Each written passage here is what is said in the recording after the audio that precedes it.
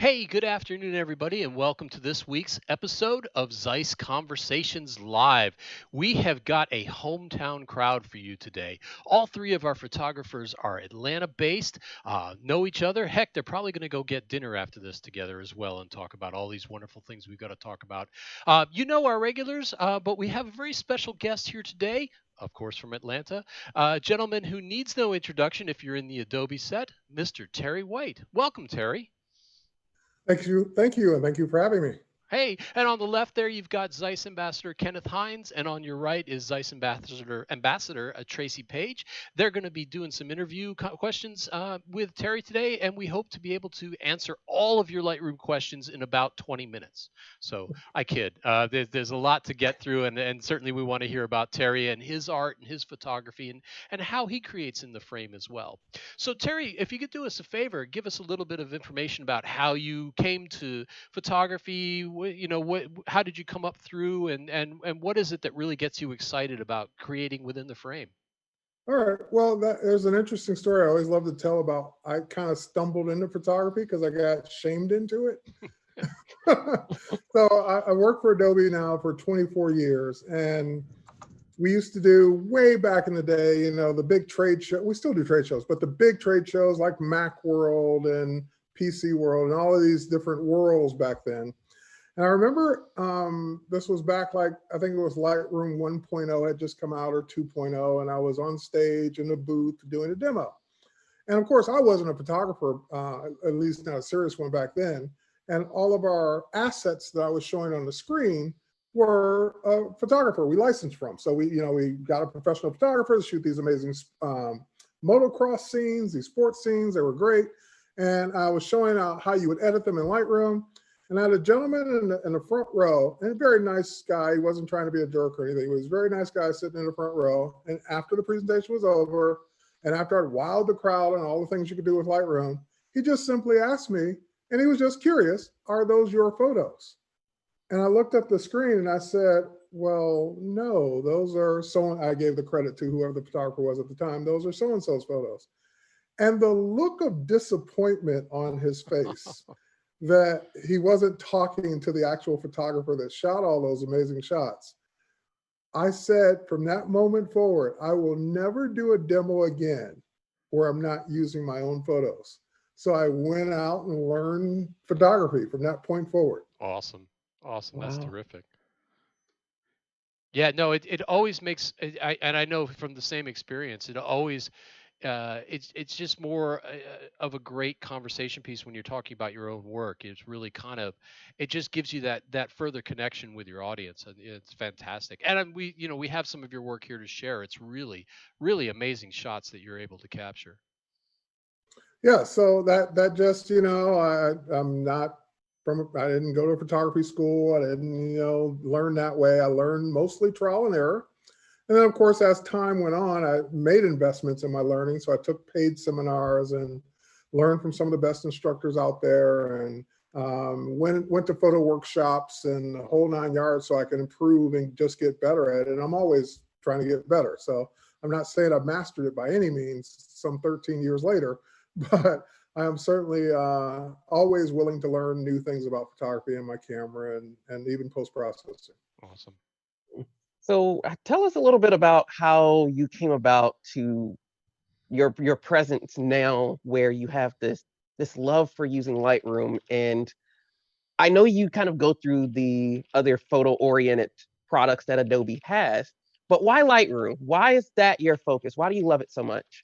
Well, and this is what I like to tell people about, like, because usually people are asking that question. Either they're a Lightroom user and they really don't understand why you would ever use anything like Photoshop, or it's the opposite. They're a Photoshop user and they're like, why would I need Lightroom? Photoshop does everything. And so I get it both. I get it from both sides. And what I tell people is or Lightroom is for developing your photo, and Photoshop is for finishing your photo. So my love and passion for both, but mostly Lightroom, I'm in Lightroom every single day, is that while I can do anything to a photo in Photoshop, Photoshop has absolutely zero organization. And so Absolutely. when you have 13, 20, 25 years of photos, you want to be able to get to them on a moment's notice when you're looking for a specific photo that you know you have.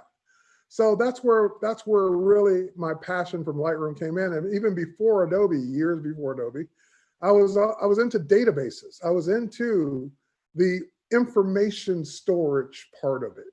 So it was just a natural fit to use technically a database program, that's what Lightroom really is, or Lightroom Classic is, to catalog and organize my photos. So I'm kind of an organization freak. If you don't look at my office, I'm kind of an organization freak when it comes There's to a reason why your camera is just right there, right? Don't look over there. Don't look Single over there. lane. Right. Don't I brought up my camera and just made sure I cleaned out right behind me. Yeah, right behind you. Right. And by the way, my every space I have is full of cords too. So I'm definitely not organized when it comes to cords, but everything else I'm pretty organized by, and that's why it's a natural for me to use Lightroom. And I do use Lightroom for cataloging and for initial developing. And then I am that person that does everything else except for teeth whitening in Photoshop. Nothing whitens teeth better than Lightroom, though. That is like the quickest, easiest task ever. But I have questions a little bit about the processing module, because I think that's something that we don't talk about often enough. So can you tell me how Lightroom does the processing? Well, the underlying technology of Lightroom's processing is actually, I won't say stolen because it's the same person who developed both, but it's coming from Camera Raw. The underlying technology that you know as Photoshop Camera Raw is the Lightroom develop module, or if you're in the Lightroom Cloud version or on your phone, the Lightroom editing module. Well, that makes sense, because when I'm in an ACR in Photoshop, it looks the same, it feels the same. Yeah, and the June update to Photoshop, they changed Camera Raw, the interface completely, meaning it still does everything, but they made it look just like the Lightroom develop module. So that way, you don't have to learn two different things. You go from one to the other and everything's in the same place. Now, it will be a little bit of a shock or eye opener to the people that have been using Camera Raw for years. But to a Lightroom user, they're going to be jumping for joy because everything's where it always was. I don't think I've updated my Photoshop yet, because I always get scared of the updates. You're in for a surprise. It's a pleasure. No. So when I do update, is it going to play nice with my new version of the Mac upgrade, the operating system? Because I have not updated my operating system on Mac yet, because I've been afraid of what it would do with my Adobe products. I'm on all the current releases of operating systems and software, and I haven't had any incompatibility issues. I'm on the current system, but I haven't gone to the new operating system. There's always some day one, but most of those have already been ironed out by both updates to the operating system and updates to the Adobe products. Well, because I lost some of my plugins when I went 2019 to 2020. That's always going to be well, I shouldn't say going to be the case. That's always the case for now, because the way plugins are installed by especially third parties, some require reinstallation. Some are just a file in a folder that you could move over yourself. So Adobe originally had, when Creative Cloud came out, they had this thing called, it was something sync, file sync, or it was basically what it was designed so when you went from one version to the next, it would bring over everything, all your presets, all your plugins, all your whatever.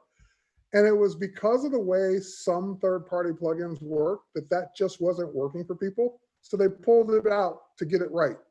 So in the meantime, plugins should be reinstalled, because that way you're getting, not only they're installed in the right place, but you're also taking that opportunity to make sure you're on the latest plugin that's compatible with the latest Photoshop that you just upgraded to. Yeah, now my Nik plugins always pull over, but now I've got Nik menus that pull over twice, and I have to delete one of them every time. But portraiture, I lost.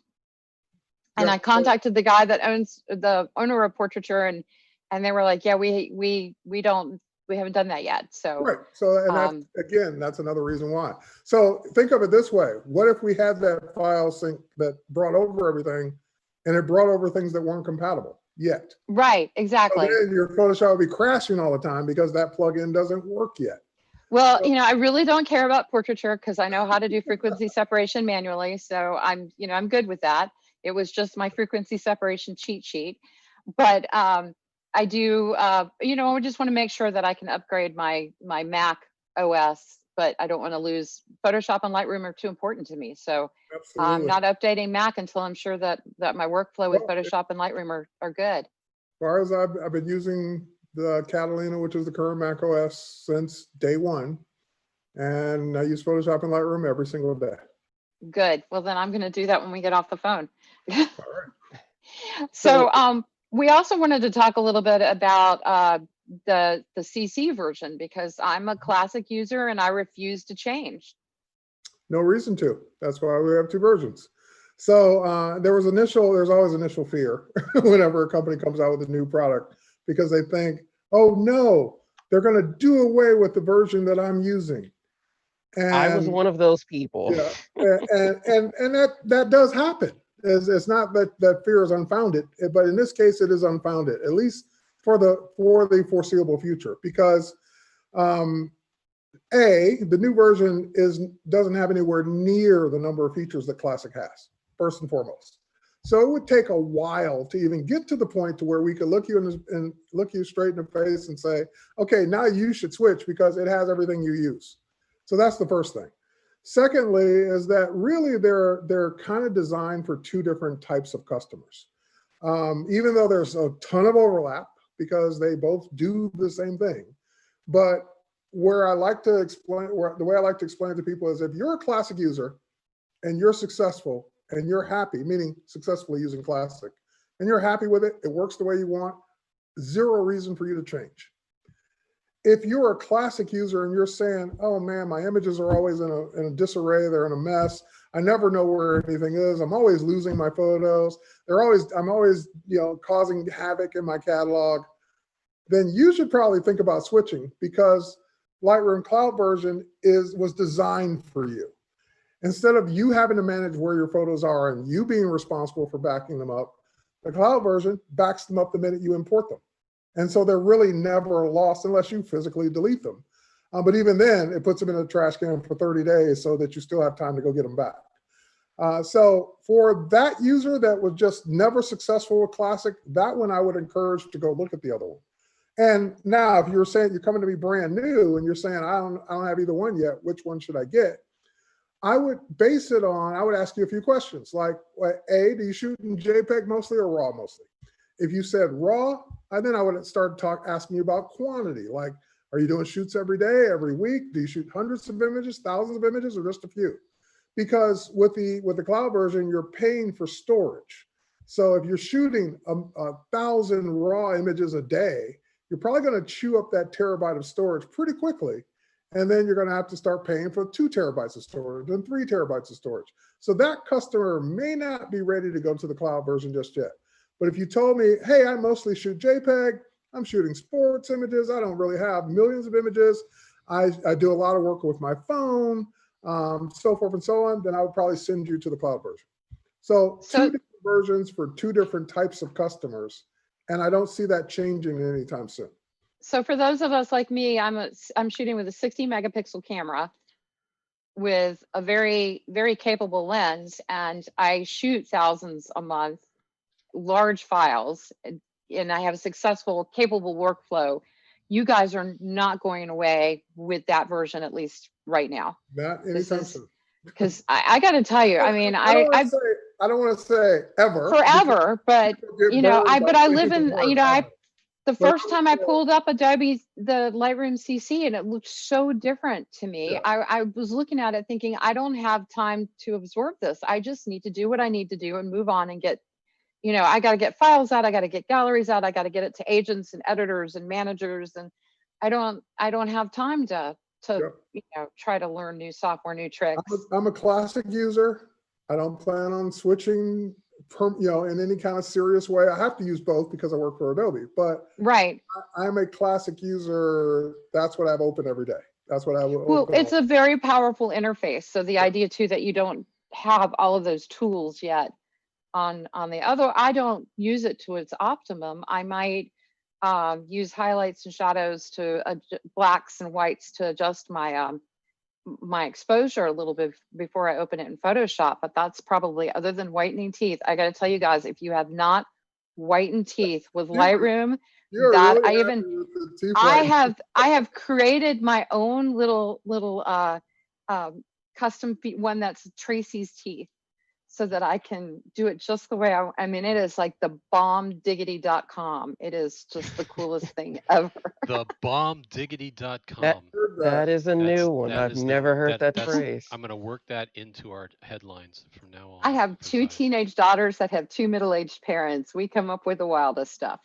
Yeah, I'll tell you, Terry, it's funny listening to this conversation, because I started with the classic and dabbled. But as I started to get more involved in this job and actually shooting, like you said, shooting, so I'd have something to talk about. I love the cloud, man, because I'm on, I don't know, 4 or 5 devices, and my shots are always available to me. And see, that's the advantage of the cloud version, is that wherever you upload them from, whether it be from your desktop, your iPad, your phone, your Android device, your Windows machine, whatever, they are on all your devices. And they're on all your devices in full resolution. And they're not taking up all the space on all your devices, because it only buffers or caches the ones that you're currently working on. And until you actually need one of those photos, it remains in the cloud. That's what I was going to ask you, is even if I shoot in RAW and upload from RAW, if I'm working on a smaller device, say an iPhone or something, it's not forcing me to move that much Correct. media back and forth. Also preferences. So you could even say, even on the desktop, you could say, or actually shouldn't say that. You should, there are preferences that let you say, I only want to work on a smart preview, or on my phone, download that full 60 megapixel RAW file. Oof, that's what I want on my phone. It's up to you. It also depends on space on your phone. Right. That would just kill my phone right there. Just knock it out dead.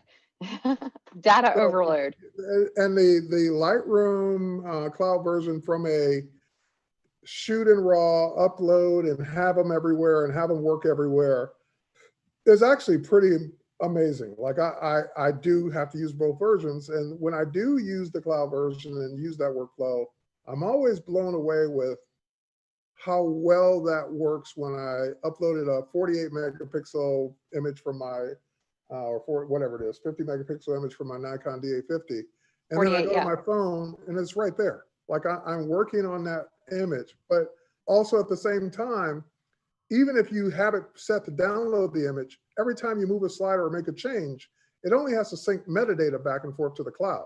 Right. So a small little text file that's 1K usually. So even in those workflows where you have those giant images, it's amazingly fast. So DNG never really seemed to catch on to me. Is it using like its own like DNG to change those sidecars on the metadata? Well, DNG you're saying it in a different way. That's really not what DNG is. So, all right, here's a question, because this is the way I always get people to understand what DNG is. Do you ever worry about JPEG going out of business? No. No. Because there's no such thing. There's no such business called JPEG. Right. So if companies will come and go, software will come and go, but you're pretty sure you're going to be able to open up a JPEG image for the rest of your life.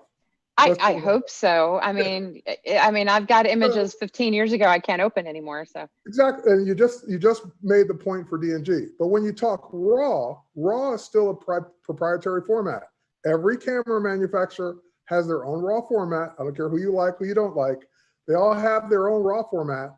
And if that company decides, hey, we're switching to the 3.0 version of our RAW format, and we're going to stop supporting the 1.0 version of our RAW format 5 years from now, you're hoping that the software companies will continue to support that old version. If you convert those RAW files to DNG, that is not owned by a company. It's an open standard.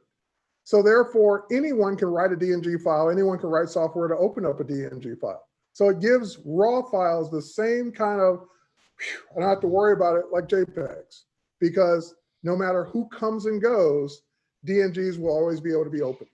I just know that maybe like 6-7 years ago, some of my vendors were converting my files to DNG and sending me back DNG. And now I don't have anybody doing that. So I never convert files to DNG. I do convert them to PSD, but is Adobe still doing that and using that for its cloud communication, or? No, if you I just didn't know if you were doing it behind, Yeah. you know, in we're not the doing it behind the scenes. processing. So if you shoot a NEF or CR2 or whatever your camera is, and you upload that to the cloud version, it's a CR2 or NEF or whatever your file format is. We don't do an automatic conversion to DNG. No, I just wondered if that was when you were saying that you were only changing the metadata, if that maybe Nope. that was part of it. No, we will. If it's not a DNG, you will still have a sidecar file somewhere. Okay. I wasn't opposed to DNGs. It just Yeah. seemed like, at one moment they were really hot and I was getting all my files back that way. And of course now I don't send, at that point 6 or 7 years ago, I was sending a lot of my files out to editors, and right now I'm not sending anything to outside editors. So I'm not seeing that either. Yeah, I was looking at a question, that's why I looked down. Right. I was going to bring it up. Yeah, me too. The DNG format is, again, it's an option. So in Classic, you can convert directly to DNG. And then there's a separate DNG converter that you can download from Adobe for Mac and Windows to just run on its own. And where DNG also helps people, at least before the cloud, before Creative Cloud, I won't say the cloud version.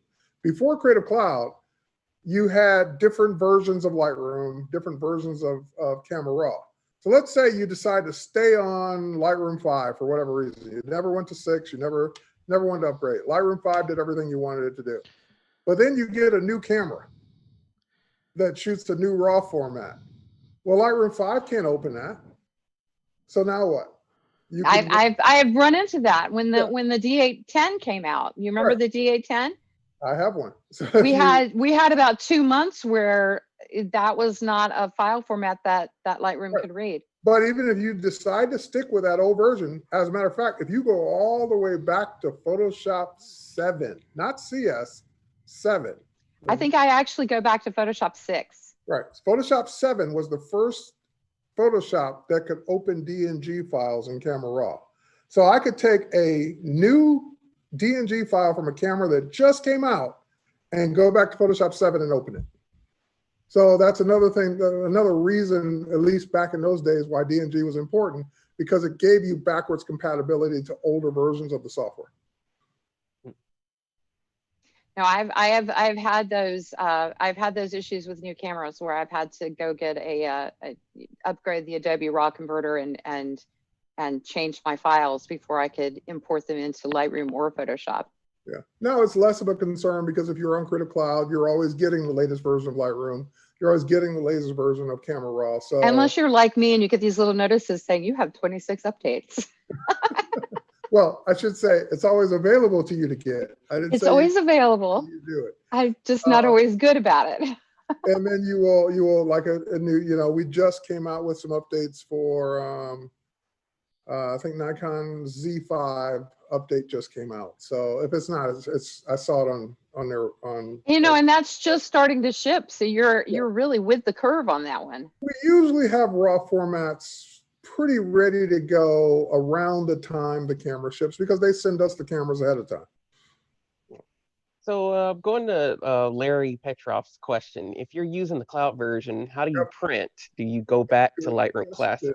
I wouldn't, but because that's the other thing too. And I should make that point very clear. Adobe is pretty clear on its stance of, we don't care which one you use, but pick one. Like if you're going to use Classic, fine, use Classic. If you're going to use the cloud version, fine, use the cloud version. Don't really try and use both. I use both because I'm crazy, but don't try and use both because there are things that don't translate back and forth between the two versions, like keywords. Keywords aren't compatible back and forth between the versions. So if you're spending a lot of time keywording and then you go from one version to the other, those keywords don't come over. Another thing is the cloud version just got the ability to call, they call it versions, but in Classic that would be called snapshots. And snapshots and versions aren't compatible back and forth. So there are things that aren't syncing back and forth. And if you're going to use one or the other. But back to the question, and what he's pointing out is that in the new cloud version, there literally is no print. There's no Command P, Control P, there's no print module, there's no file print. It does not have print. However, if I needed to print from the cloud version, I would not go back to Classic. I would either A, export out the JPEG or whatever file format I wanted to do the print from. B, there are print services built in as well. So since I don't even own my own photo printer, I'm going to have to go somewhere to have it printed anyway. So I would just send it right from Lightroom to one of those services that could print it for me, or export the JPEG and send it to wherever else I want to send.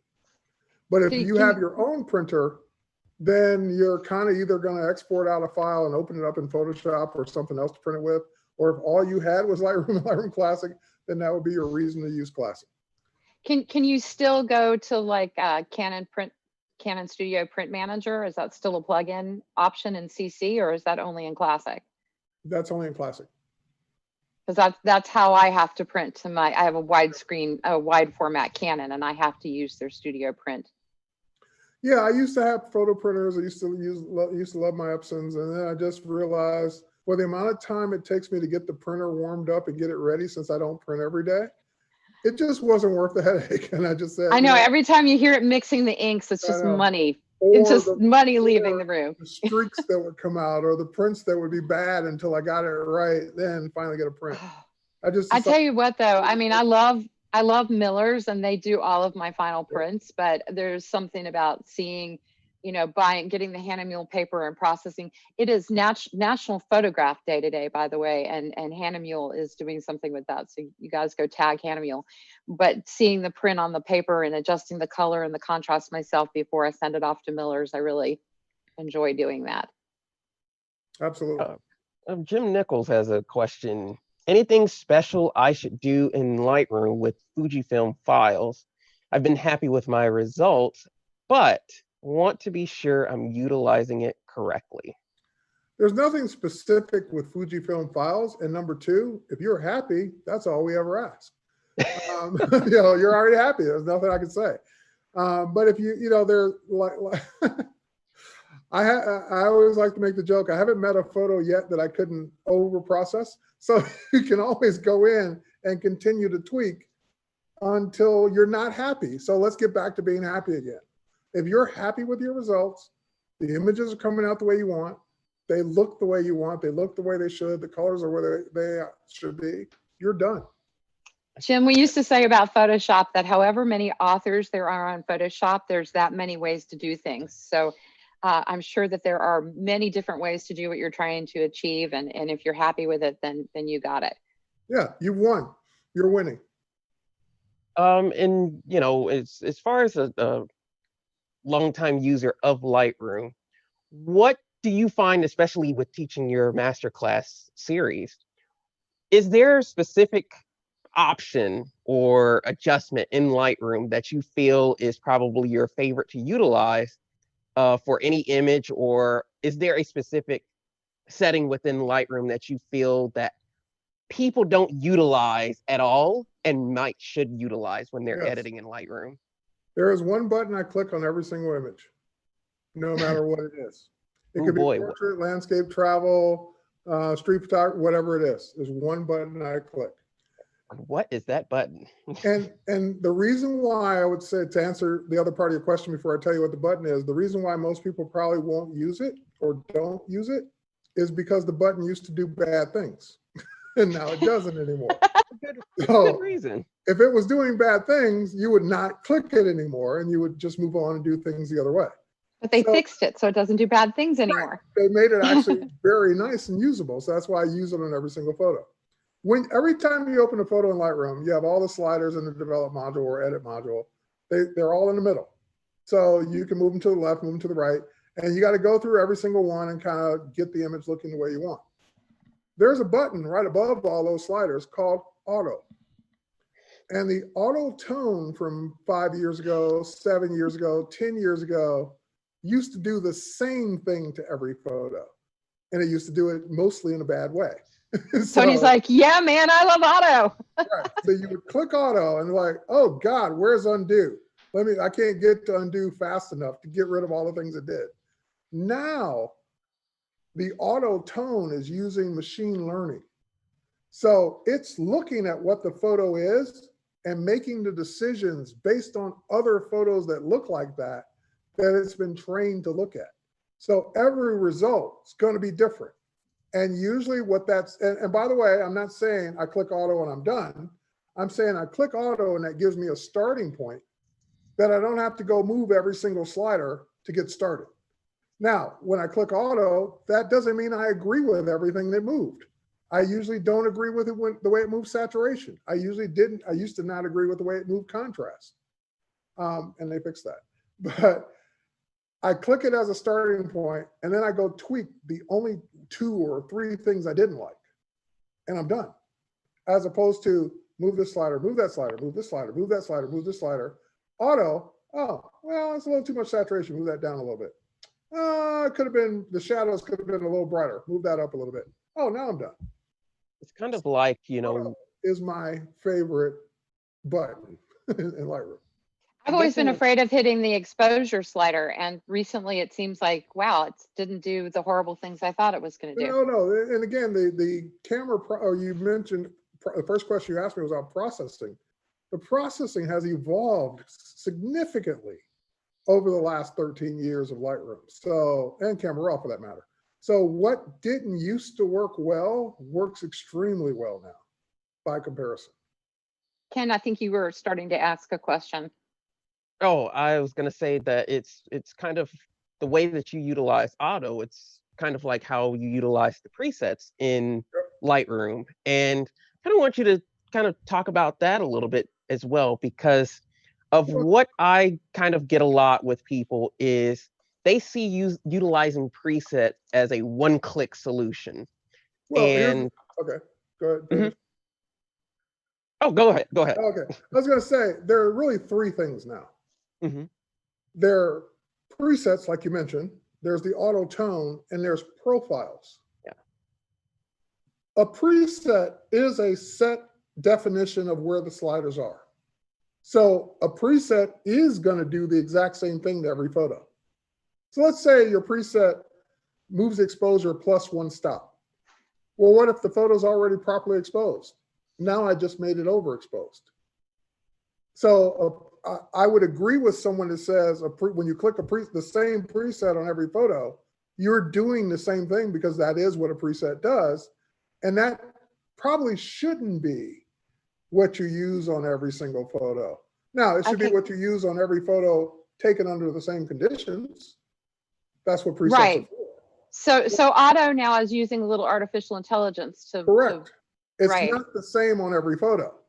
So that's why I said auto is my go-to as opposed to a preset. Now, here's the difference. When I use a preset, it's because I want a photo to look a certain way. When I use auto, it's because I don't know what the photo should look like I should know. I know, but I don't want to do all the manual steps. I click auto to get me most of the way there. So let me ask you this question. Is it possible to customize your development so that you could maybe do auto but not change the saturation? No. Okay. Because, for example, when I said they fixed, there was one thing used to drive me nuts. It used to bug me every time I clicked auto, it would always 100% of the time lower contrast. And I think the Lightroom team heard me talk about it in every demo I ever did. And I said, oh, but here I go. I got to move the contrast slider back up because the last thing I want is a photo with less contrast. And then they stopped doing that. But saturation isn't a given. It's just, it does it often. I won't say it doesn't. I don't like saturating my photographs. Right. I used to like 10 years ago. Used to happen every time. Right. Fix that to where it does not do that anymore. I would love it, Adobe, if you're listening. I would love to be able to customize my development module. Well, in that way, there, yeah, because Well, I mean, but if it brought it in and it was always hitting exposure and white balance, but not touching my saturation, you know, if I could kind basically of you want to be pick able and to choose those uncheck. things. What the best way to do it would be able to uncheck things that you don't Right, want auto to touch. right. And it really, So you would because uncheck saturation. exactly. I mean, well, I don't, you know, I try to shoot it correctly in camera. So, you know, I really don't want to do too much to my photos at all, Yeah, but it and would be auto nice if, your yeah, money. yeah. So Adobe, if you're listening, we want to be able to set our own development modules so that we can tweak things a little. Yep. I think I can bring that up to a couple of people. You can get behind that one, huh? I can. What do Yeah, you? I would have unchecked contrast. I don't ever wanted to change my contrast. But they, like I said, they stopped doing that. Yeah, and I never hit the auto because I don't like it to change my contrast and I don't like it to change my saturation. Right. But you know, like it's so funny. I think that as photographers, our taste changed. Yep. So, you know, where 10 years ago, I probably oversaturated slightly and warmed slightly. Now I don't saturate or warm. But here's my counter to this is that if I have to move 8 sliders manually every time, I'd rather click auto and move 1 back. Yeah, I just, you know, I end up, and I guess the way I work is since I only ever edit the ones that are selected for use. You know, I send them a completely unedited gallery, and the customers actually see it before I do. So they don't even come back to me until choices are made. So my scale is, I'm not doing any batch editing. So I guess that's more for people who are batch editing. Not necessarily. I mean, if I send out 500 and they send me back 10, they want to edit it, I'm going to select all 10 and hit auto and then go from there. Oh, okay. Yeah. Well, I'll try it and see how it works for me. Yeah, I think, like I said, if you're thinking back to the old days of auto where it did horribly bad things, give it a shot. Yeah, no, like I said, I noticed with exposure, I hit it accidentally the other day and I was like, wait, that didn't ruin my photograph. We used to always hear, don't use the exposure slider, use the white, the highlight, the black, and the shadow. And now all of a sudden I realize I can actually move exposure and it's going to be fine. It's not the death of me. The technology underlying also keeps improving. Of course, you can always double click on the title and move your slider back to 0. Right. So if anybody doesn't know that trick, yep, that's nice and easy. So kind we of can always get back to 0. So kind of going off. So kind of going off of what you said, Tracy. One thing that I've had recently that came up, and Tracy or Terry definitely be the greatest person to answer this question. Is that people will see in Lightroom where you have your highlights, you have your blacks or your shadows, but then there's the second panel where you'll see the same settings. And a lot of people question as far as what is the difference? Why am I seeing 2 sets of the same thing? One that's under the basic tab, and then the other that's underneath the tone curve. So what are the differences between those two and why are they there? So the basic panel is doing an overall adjustment to the entire photo. The tone curve is adjusting a specific area of the photo, shadows, midtones, or highlights. So that's the best way to explain it is that. So if I am, like, for example, I used the contrast example earlier. I don't want less contrast, I actually usually want more. I could move just the contrast slider and it will do an okay job. But if I really want to get specific about how I add that contrast, that's what the tone curve is for.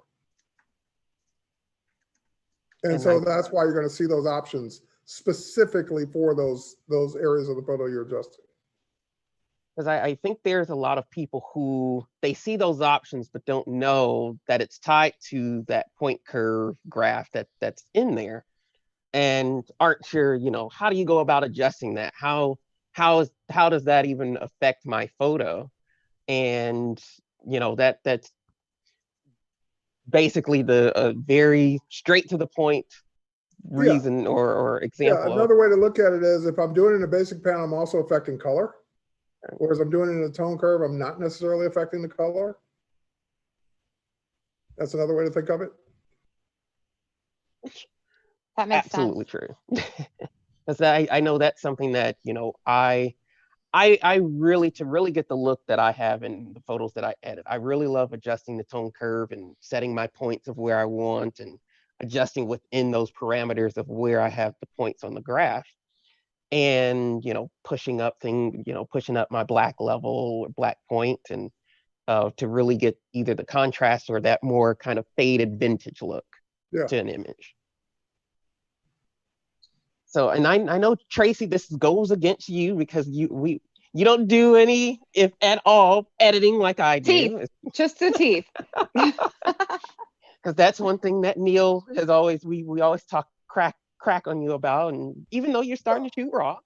So oh no, that's only a temporary thing. Don't get me started on that. I'm having some color issues when I get, so Terry, I know you haven't shot with me, but I am a complete control freak. And so I set my Kelvin temperature. No, I know you would never guess that. So I set my Kelvin temperature and I'm with a new camera operating system and my Kelvins haven't been right. And so now I'm trying to figure out if it's me or is it Memorex. And so I'm actually, Neil is sending me his Kelvin meter so that I can measure my temperatures and see what I'm at. But normally I would shoot JPEG because I just dial everything in, shoot it, it's ready to go to the client. But for the last 2 weeks, I've been shooting RAW. So just so I can correct this temperature issue, and then I'm back at JPEG because I don't have time for this crap. But you know, Professor Kenneth Hines and Neil Van Niekerk have both given me absolute hell for my shooting JPEG and now RAW not. for the last few weeks. You just did. I saw you. At least you don't do what Neil does when he goes like this. I only mentioned it just because it's out of your norm. But it is out of my norm, but it is not, I did not change. I'm not changing to that. That's true. Even Neil said that to me yesterday. He's like, you got to go back to JPEG.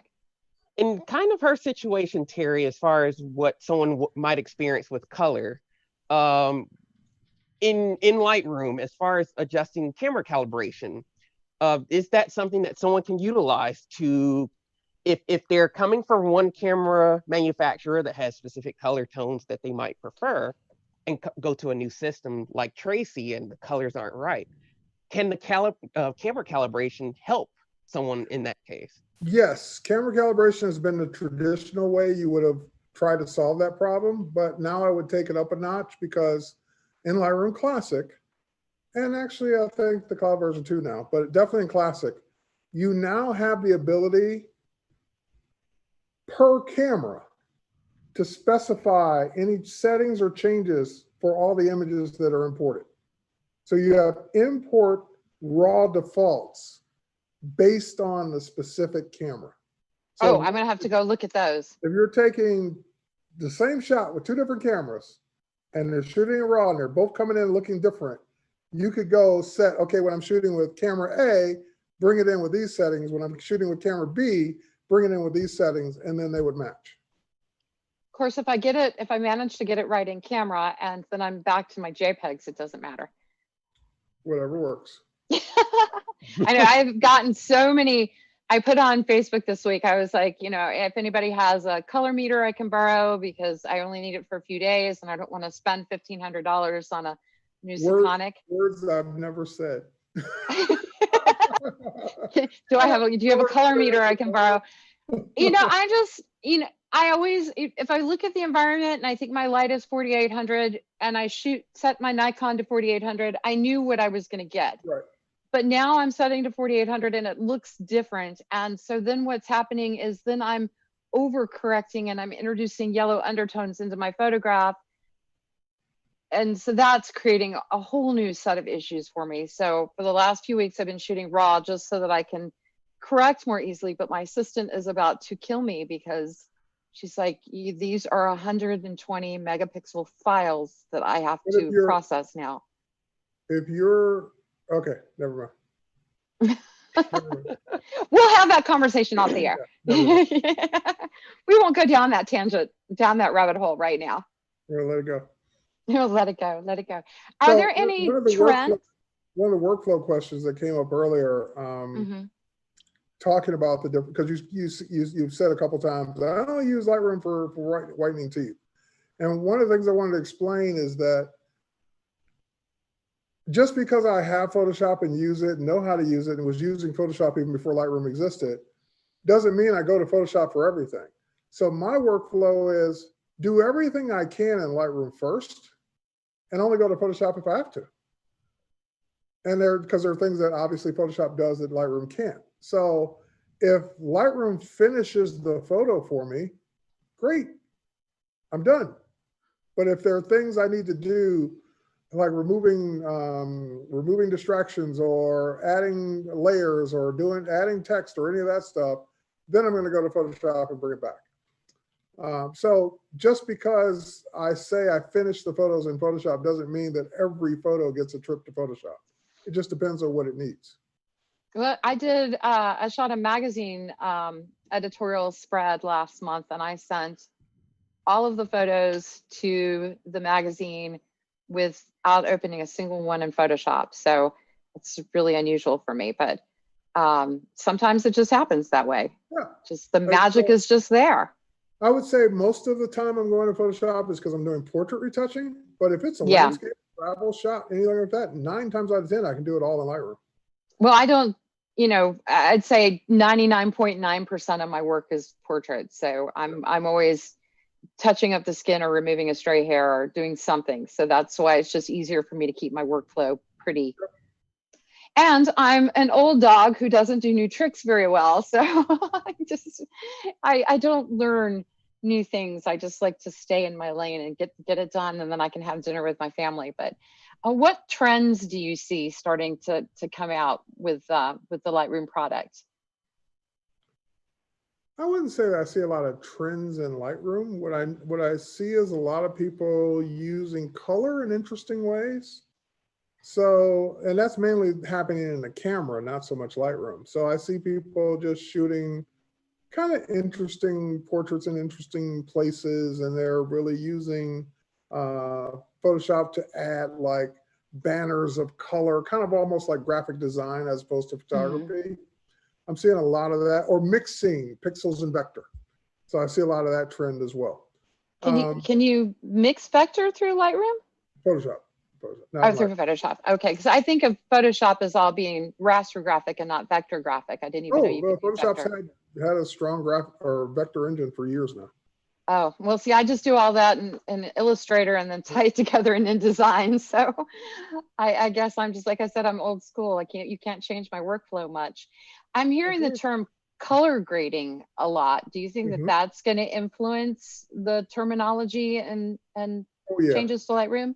So yes, so for people that are unaware of the term color grading, it's not just correcting the color or changing the color, or changing the color to make it proper. What it is when you look at a movie, or you look at a television series like Game of Thrones, for example.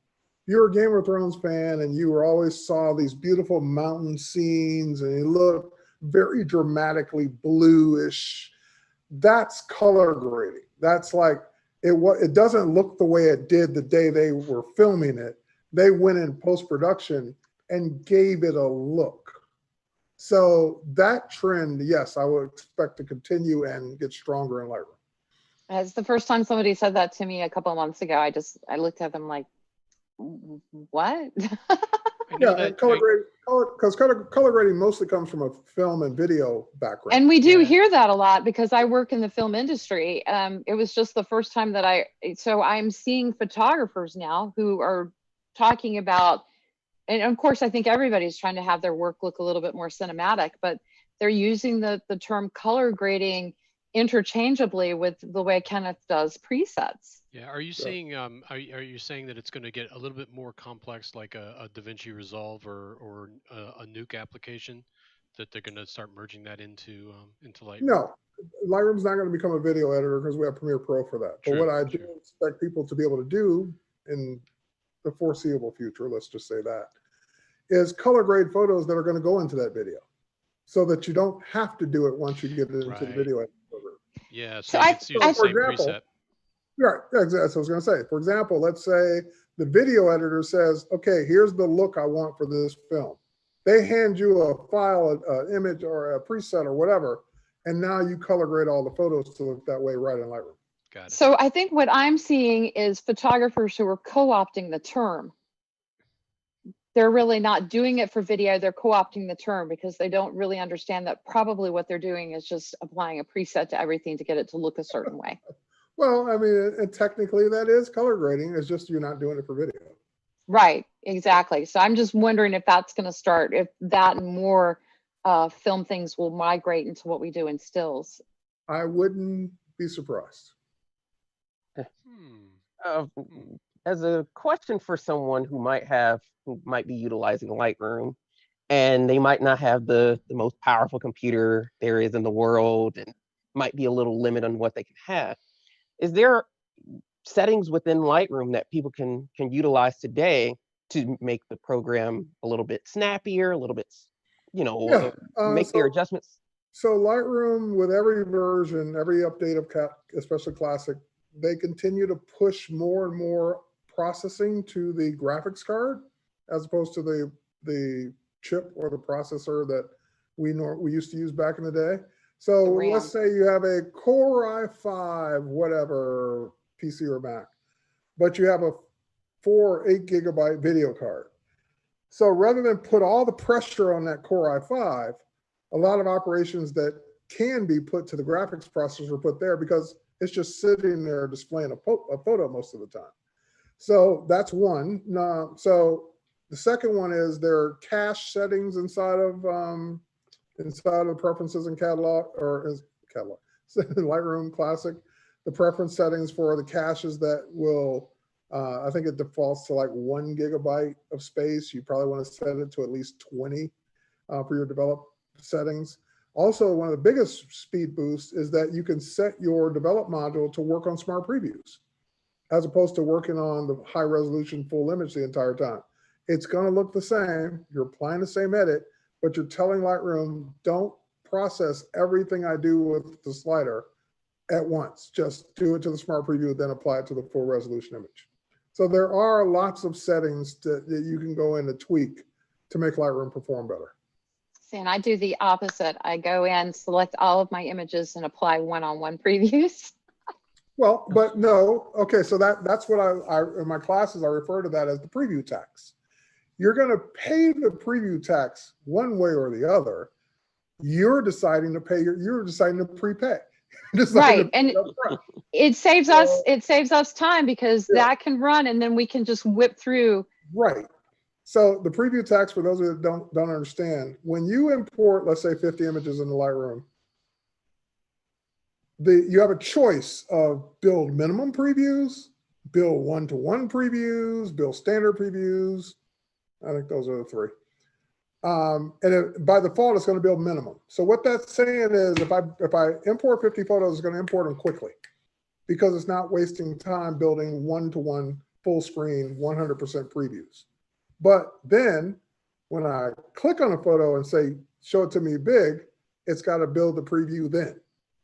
So you're deciding, am I going to click on all 50? Maybe.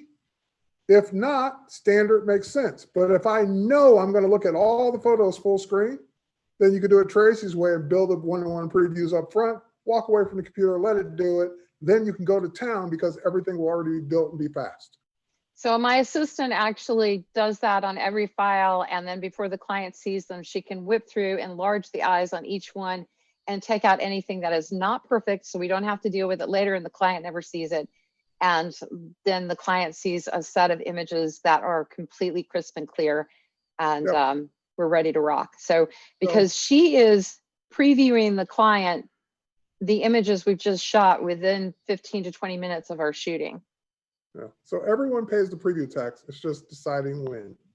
Yeah, I'm opposite, and I, import with the embedded sidecar. So when I'm going through looking at my catalog images, I can just skate right through them until I go through the develop tab, and then I'll load the full resolution Mhm. there Yep. and edit there. So Well, Terry, we are getting close to the end of our hour, and I wanted to just ask you, where do you see yourself going with your photography and what you're doing in editing? Well, editing, I'll answer the second part first. Editing, I just hope that I can always try and stay on top of it, meaning from the standpoint of I embrace all the new ways of editing, the new features that come out as soon as they do, because it's part of my job. But also just because I'm interested in finding, is there a better way to do something than I'm already doing? So I'm always open to looking at the new editing capabilities. From a photography standpoint, I just hope that one day I'll actually be able to go outside again. I'm just kidding. We could go outside, but I hope that one day in-person photo shoots with people won't be a big deal anymore. I could do a whole segment on what masks are my favorite now. So Right. So yeah. So once we get back to that point to where in-person photo shoots are not a big deal anymore, I just hope to get back to doing more. I love portrait work, so just getting back to doing more portraits. So if you want to check out my work for portraits, here I'll put the URL in the chat. It's really just terrywhite.photography. If I can get off my caps lock key. terrywhite.photography for my portfolio. And also I teach a master class every Friday at 11 a.m. Eastern time. So do you want to put that in the chat too so we can get to it? Maybe. I don't know if I have that. We anything you wanna give our audience, please feel free to share. We really appreciate all your time today. And if you guys have not checked out Terry's photography, Terry is an excellent portrait photographer. I really enjoy his work. And don't you do some commercial work too, Terry? Not a lot.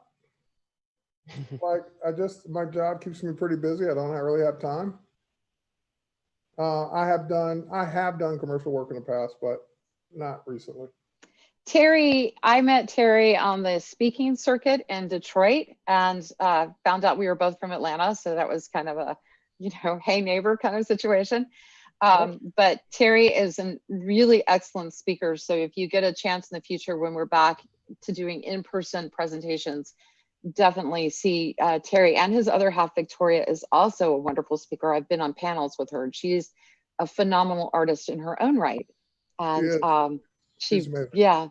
And Terry is also a Tesla aficionado, which I think is pretty cool. Are you I saw you taking your turn-in photos. You getting ready for the new car? Yeah, getting ready for my, I'm turning a Model S and going down to a Model 3. I want to try it out. Victoria drives a Model 3 now and I like hers. It's just a sportier feel. Thank you so much for being on with us today. Hang out with us just a minute after we get off. Everybody, Tony, I'll turn it over to you. Thank you so much for joining us. Yeah, thanks everybody. And Terry, awesome conversation. I'm sure we could go on for so much longer. There's always some new aspect to run down. I mean, who knew color grading was coming across? So we have to learn more about that in the future. Thanks again, Terry. And as always, Tracy and Kenneth, thanks for being part of our interview team. And to everybody else who joined us on this conversation, thank you as well. We always appreciate having you here. We're going to keep going. Check us out every week. We'll be here and bringing on new and interesting guests for you to have a conversation with. Thanks again, everybody, and have a great evening. Thank you, everybody. Bye-bye.